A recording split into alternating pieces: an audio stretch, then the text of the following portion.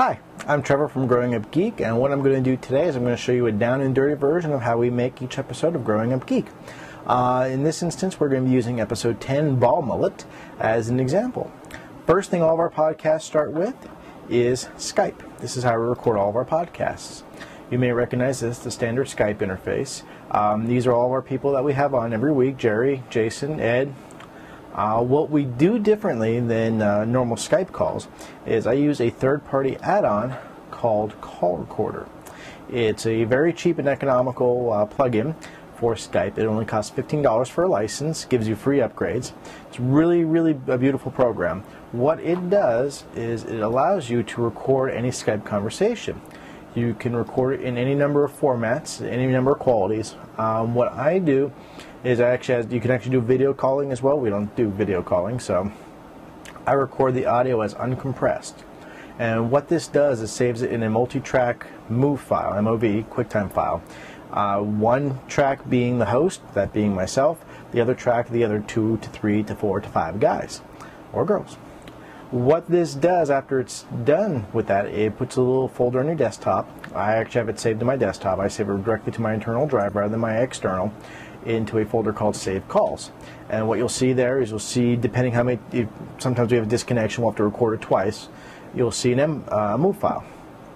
What you do then is Call Recorder, which I'm not sure the exact website. You can just Google Call Recorder for Skype and it'll come right up. This is an OS 10 only application. It also installs a set of files called Movie Tools. And what this does, it allows you to automatically convert that multi-track file into different formats, or it actually allows you to split it into different tracks. This is really handy sometimes. I'll have to do this if my audio is overbearing to the other guy's audio, or if I'm too low, I will actually split up the conversation. What that does, it gives you the host file and then the party file. I can take that into GarageBand, level it, save that as a single file, and then I'll use that as my editing master. Also, what I do for this is all of our calls, I actually convert them to MP3 to keep as a backup for the master raw audio. So, once we are done recording, actually I should point out one thing. While we are recording, what I typically do is, let's go into the files for episode 10.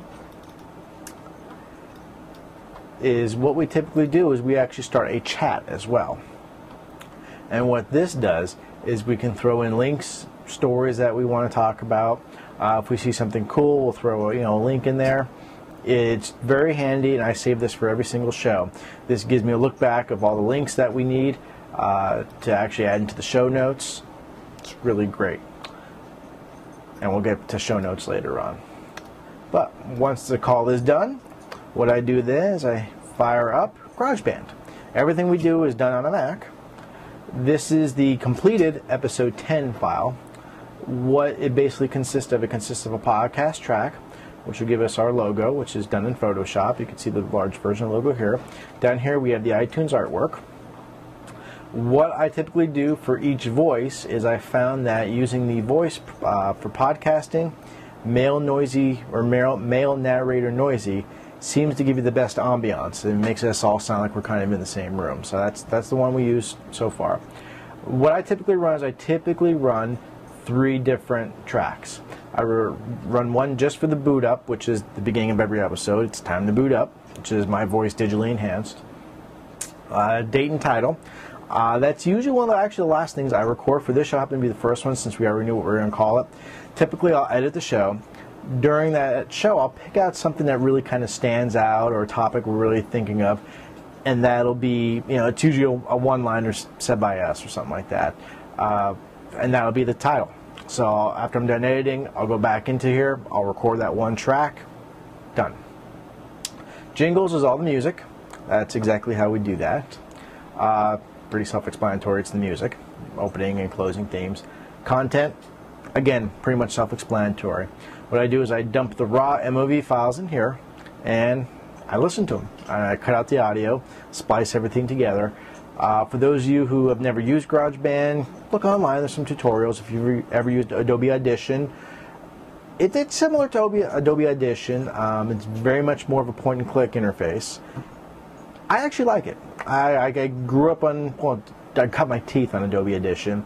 Coming to this, there's not as many options as Adobe Audition, but I really do like it for a simple podcast like we do. How I layer these, I'll show you really quickly. One of your key things you want to work on here are these little ticks. And you can see right here it says, click to set whether this track is ducked or not ducked or causes other tracks to be ducked. Kind of doesn't make a lot of sense, huh? What the duck? Here's the easiest way I can explain it to you. If a track is down, that means let's think about this as a layer. Okay, for those of you who use Photoshop, or GIMP, we're very much used to layers. Let's think of this as a layer. Okay, if it's down, you're on a lower layer. If it's up, you're on an upper layer. So that means that boot up and jingles is down, which means they're going to be down here. Now, date and title on the content is going to be up here. Now, what does that mean? That means, we'll take this example. Time to boot up, and then obviously if you're following the timeline, the jingle comes in. They're both on the same level, which means they're both going to have the same audio. They're going to go right along with each other. Now, once we get to time and date, that's on the next level. What that means, this is going to take precedent, and this is actually going to automatically lower its volume and give this priority. Now follow me? Okay, we'll show you. Let me mute these. Now, let's listen to boot up and the jingle. It's time to boot up.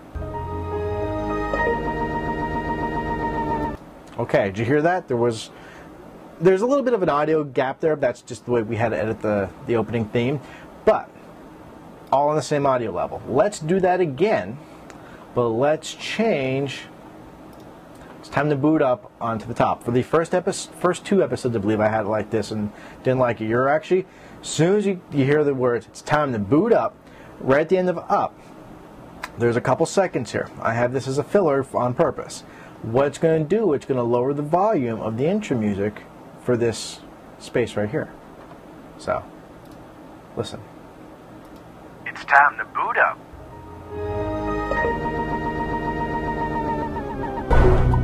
Did you notice that? I hope you did. Now, where it's really going to be noticeable is on the time and date. And I'll just keep playing it and you'll hear it go down.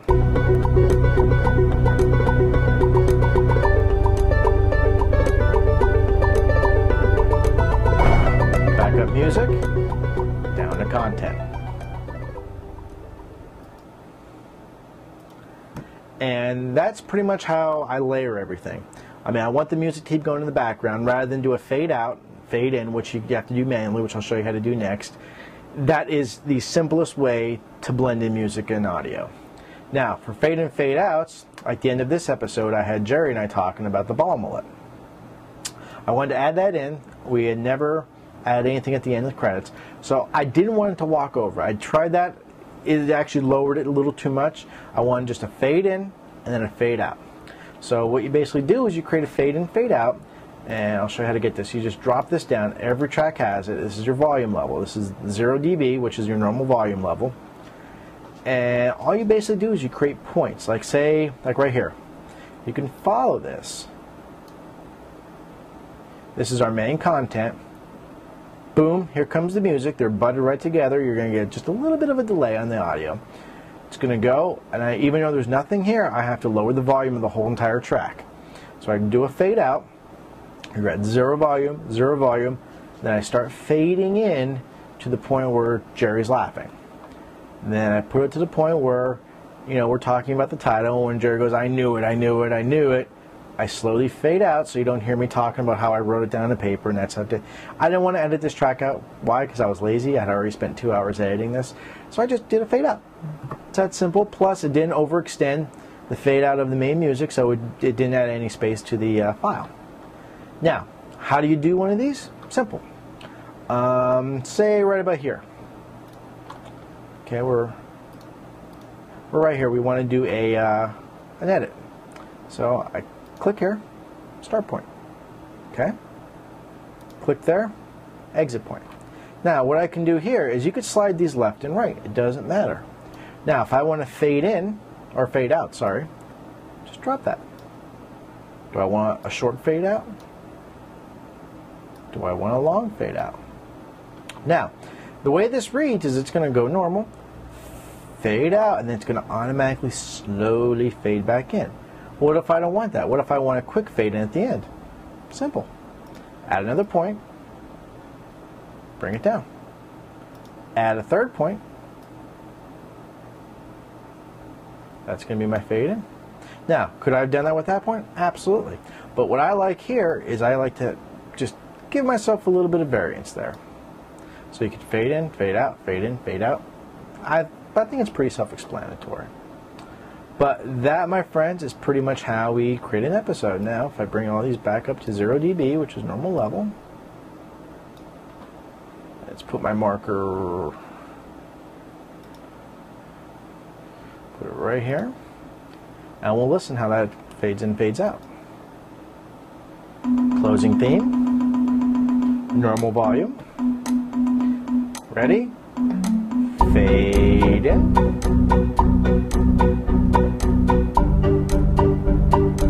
stay normal with all those points, and now we're gonna fade out back to the music, or what's left of the music. And that's pretty much it. Now for our metadata, click on podcast track. Once you just basically grab your art and throw it into this track. The one thing you do want to do is you want to make sure this track is as long as your actual podcast is. That way it shows the album artwork for the entire cast. You also want to drag the album artwork over here for iTunes. And just fill in the information. Title, artist, who's on the podcast. If you're explicit, hell yeah. Show notes are the exact same show notes. What I actually do is I actually write these in our WordPress website. Then I do a preview, copy the preview, paste it right into there. As for show notes, what I do for show notes, in fact I got to open, I keep all of our episodes pretty much organized, is what I do is as I'm going along, I'll sometimes write them down on paper, but what I mostly do is I open up a text edit, and I'll just type them up as I'm going along. That's it. Then I do is I copy paste these into WordPress through a pre-made template I have that has all the line items. Done. That's it. Then I save this, keep this as a master backup copy, and that's pretty much it. The only thing I haven't gone over is how we record it, meaning what point. Right now I'm using a lapel mic that I use for recording tutorials and stuff like that. I actually don't use that. What we use is we use headsets, such as this. This is one I like Plantronics. Not endorsing them. I don't get any money from them. This one right here, this is a Gamecom Pro 1. You can use any type of USB headset you want. I do prefer USB. What I really like about this model here is it has, let's get this up here, it has an external DSP, a digital sound processor, which doesn't task the computer as much. So it has an external DSP. I love it. It's very comfortable to wear. And all we basically do is bring it down. I like USB for a couple different reasons. One, universal. I can plug it into any system I have to record in. If I have to record while we're somewhere else, I can pull out my Vista laptop, plug it in. I don't have to worry about connections. Two, I'm running everything off a Mac Mini. The Mac Mini line input does not recognize a split plug of a regular, for lack of a better term, a PC headset that has a phone and mic. It doesn't recognize a microphone input. We ran into that in episode 1. I actually had to go out and buy this right before we record episode 1. Third thing I like about USB is no drivers, no audio settings, no nothing. Plug it into GarageBand, boom, asks you, do you want to switch it? Yes. Plug it into Skype, Skype automatically recognizes it, boom, it goes right to there, at least in OS 10. That's what I really like about USB. Price-wise, you can go whatever you want. I paid $70 for these. I wanted a good headset. Jason paid, I think, $50 for his. I don't know what Jerry paid for his. You can get USB headsets from as cheap as $15, $20, all the way up above $100. So that's pretty much the tutorial on how we make a typical episode of Growing Up Geek. If you have any questions, shoot me an email, but that's it.